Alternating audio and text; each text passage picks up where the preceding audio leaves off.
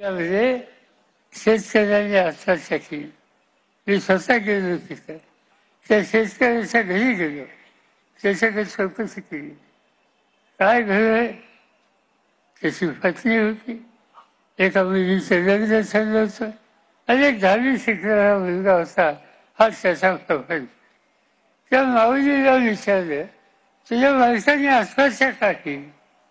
ती सांगायच्या स्थितीत नव्हती. जसा जसा रडत होती, मी समजून काढली आणि तिने सांगितलं, काय झालं हे तू आमच्या कानावर ते दुरुस्ती करता येईल तर त्याचा फायदा इतर भगिनी नाही.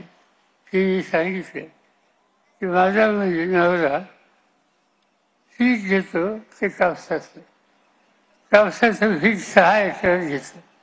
वेळानं खतं औषधं सोसायटीचं काढली. पीक सोन्यासारखं आलं, अतिवृष्टी झाली, सगळं पीक गेलं पण सोसायटीचं कर्ज डोक्यावर तसंच राहिलं.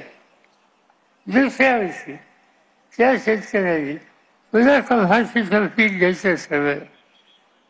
पहिले पैसे दिले नाहीत, सोसायटीने त्याला पैसे दिले नाही. काय करावं त्यांनी?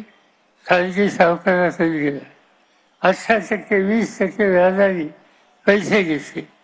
पुन्हा पीक घेतलं त्या ठिकाणी.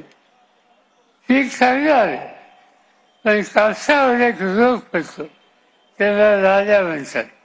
तो रोग पडला आणि सोन्यासारखं पीक तेही अद्भुत झालं.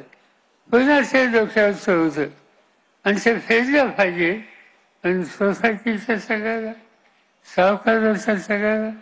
एक दिवशी सावकार घरी आला आणि पैसे देतो का नाही म्हणल्यावर त्याच्या घराची भांडी कुंडी काढली, फेकून दिली. आणि त्याच वेळेला मुलीचं लग्न ठरलं होतं, तो व्याहीची आला आणि व्याहाने पाहिलं की आपल्या व्याहाचं भांडी कुंडी घराच्या बाहेर काढली, त्याची समाजात किंमत नाही. त्यांनी लग्न बोलून टाकलं. मुलीचं लग्न